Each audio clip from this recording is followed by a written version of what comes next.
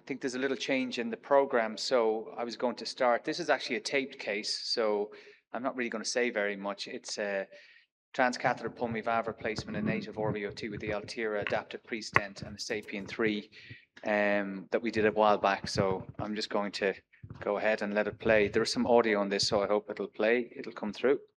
Hello, everybody. Welcome to this case. This is a case joint meeting with the ESC, and we're very honored to have you here. So it's Damien Kenny, of course, from Ireland.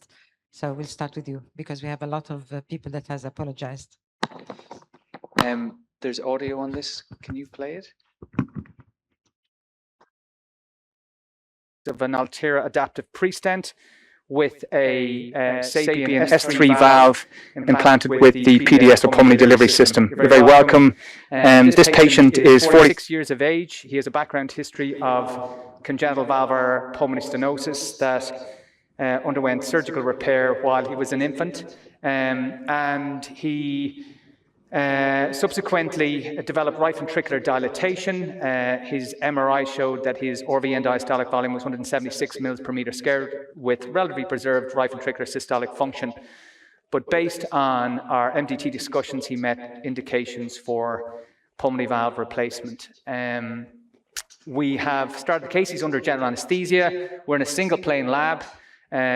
We have put his arms up because I think it's important. We will need lateral projections for some of the angiography. So this is based on a CT scan, a CT pulmonary angiogram that allows us to look at the anatomy. There's a huge amount of morphological heterogeneity in the surgically modified pulmonary outflow. So if you can see that slide here, you can see this 3D reformatted image, and it gives us a circumference and a assessment of the circularity or not of the main pulmonary artery in a number of different areas. What I would point out, as you can see, and I think it is important, is this is the systolic phase of the cardiac cycle, which is important for taking measurements. And that's the lateral view of the same, and you can see again the dimensions. There is a little bit of restriction at the annulus, and we're hoping when we go to the next one that you'll see exactly where we'll place the Altera. This is just part of the screening report that allows us to look at how the Altera may fit within the anatomy. The red line is the patient's anatomy, the black line is the Altera, and the yellow line is the 27 millimeter cutoff, which is the inner diameter of the Altera adaptive pre-stent, where this 29 Sapien will go. Done our diagnostic study. We have a mean pulmonary artery pressure of 16. There's no particular gradient down into the right ventricle. We can certainly show you that if you like, but we're going to proceed now with an angiogram to have a look and see what the anatomy looks like. And we're going to do this in an oreocranial view. So we'll refill the tube. While we're doing that, we'll get some measurements, and we're going to do a straight lateral view on this as well. But this looks relatively favorable. We can see where the RPA origin is. Okay, inject.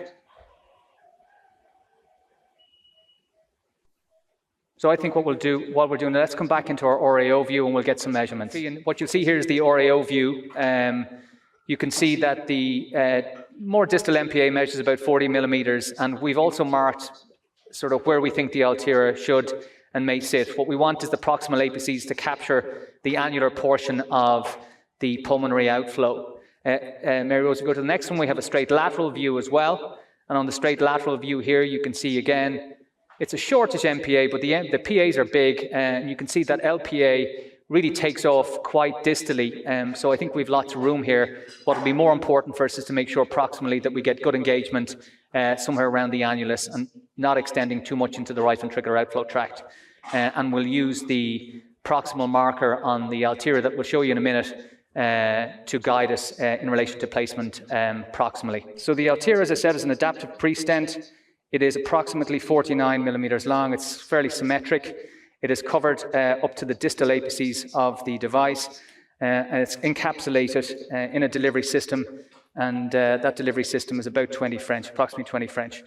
Here you can see it's got a nice nose cone that's fairly flexible, and this is the sheath that covers the adaptive pre-stent that sits here, and we'll show you the handle once we're in. For the siding angiograms, what we'll need is not so much contrast then. You have it, the wire now? So this goes through smoothly, as you can see. Usually tracks fairly easily, and we're going to take it up right into the right pulmonary artery and deploy from there. There we go. No, it's got a good hold of the wire. There's a bit of a curve. I'm going to take it to the other side of the pigtail. The pigtail in the ascending aorta is often a good sort of marker to know where to start from. Okay, fairly simple delivery system. There is a rotating knob here that allows us either to uncover, which is rotating towards me, or to recapture, which is rotating away from me, as indicated on the handle here. So I'm in relatively well here. Take some of the tension off this now.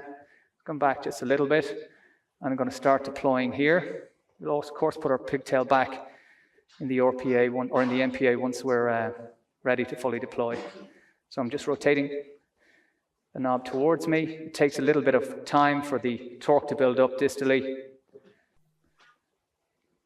And you have more confidence with this system just purely because it's recapturable. So if you're not happy, you can just recapture. Just push it out a little bit as you are deploying, so that's why I'm just getting a little bit of backwards tension on as I'm doing that. You can start to see it spring open now a little bit. Okay. So I think what we might do here, if you guys are agreeable, is we'll do an angiogram.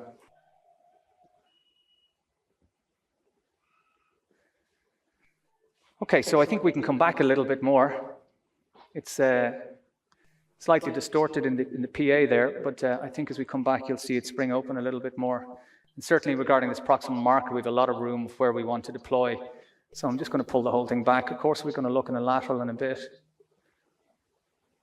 You can see that conforming a little bit better just as we're straightening up.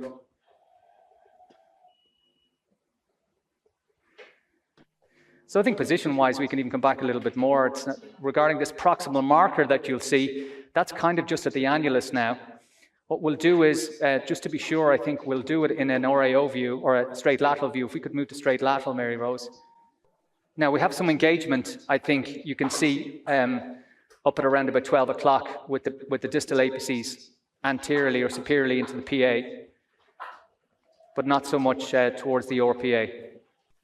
So you can see again our proximal marker is just really at the annulus. I think I'd be inclined to come back just a little bit more. We don't want it into the RVOT too much, but we certainly want to capture that sort of annular portion. Okay, what I'm going to do is I'm going to uncover a little bit more now here. This is really recapturable all the way to the to that last little chicane that you can see on the system. I'm doing it so that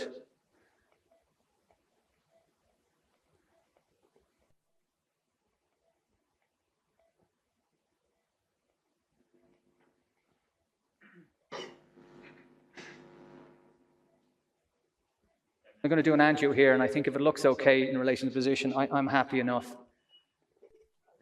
So we have engagement towards the anterior portion of the, or the anterior-superior portion of the MPA, you can see up towards 12 o'clock. We don't have so much down towards 7 o'clock, but I think when this opens up, it will.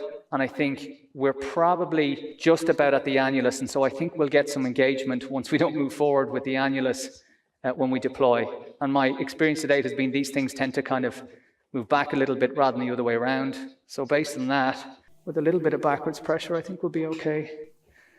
Okay, so we think we're good here. We're going to release this, see how it looks. My catheter, my pigtail catheter is back. So don't capture that, it's never good fun.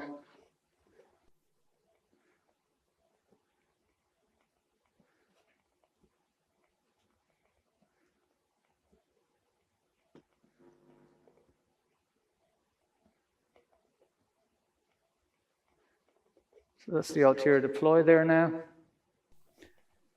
The position looks reasonably good. It's starting to splay out. I think the position is reasonably good. I think we've caught the annulus and the leaflets. Yeah, we'll go into a straight lateral and just maybe do one. So I think we can start prepping the S3 now. I think regards to stability, I think it looks very stable, and I'd be happy to go ahead and put the S3 in here. I think it should be stable going up. So I think it took a more anatomical position probably in relation to the annulus, but I think we've caught the annulus, and I think we'll get a good seal on this once it's done. We will take the PDS over. So it's quite nice. It's a fairly straightforward system. As you can see, this outer capsule here covers the valve completely, 28 French outer diameter, and then the inline sort of seal sheath that allows us to provide a seal once we get to the shaft of the catheter, which is less than that. And so we're going to pop the wire in the jacket once we get out. Now it's going to stay there. Okay, I've got your system now. And so we'll just take it up. And once we get the system up to the... Okay, that's good now. So we're going to stop here because what you'll notice is that this will, because it has to take a slightly angulated trajectory through the Altera. Generally, it can be anxiety provoking, but generally it doesn't cause any problems because of the nice covered sheet of the PDS and the fairly flexible nose cone. So it can cause the Altera to expand out, but usually doesn't push it forward. And I'm going to work the wire here with my hands to help Niall. And we're going to work in unison. So Niall, you go ahead. Go ahead, Niall. Go ahead. That's it, good, well done. Here we go. That's good. And so a little bit further. Good, okay. So what we need to do now is we need to make sure that we have this aligned properly. I think our alignment is relatively good, so I go forward a little bit more now.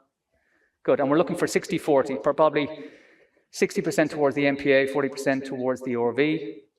And I think this alignment is good to deploy it in. So now to pull back the covering sheet, we need to unlock here, like this, so this system. And what we're going to do is I'm going to pull my left hand towards my right and try and keep my right fairly stable to uncover this, and now it's going to let me do that. You just hold the unlined sheet now. Often what you see is once the system comes back is it sort of decants a little bit and straightens and gives you a reasonable sort of trajectory alignment towards the three markers that we have there. And come back a little bit, the whole thing. So what you need to be cautious is that you're not pushing as you're pulling. So I do this very slowly. A little bit of tension in it. And you see how it just cants nicely then once this comes back.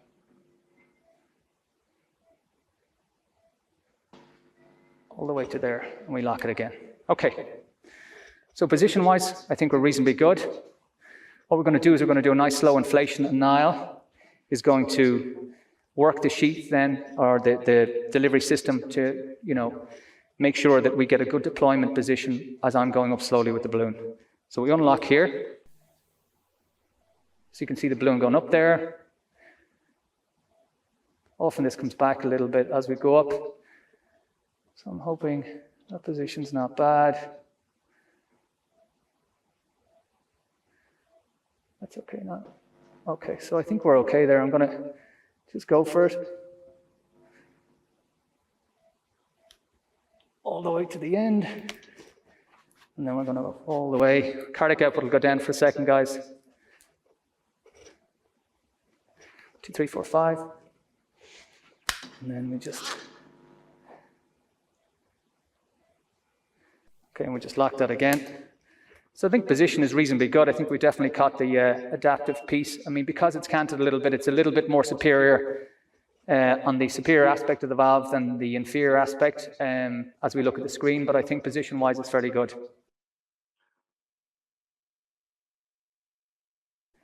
So that comes nicely through there. It's working the wire again as we do that. And we pull it all the way out. And if you follow me down, Mary Rose. And then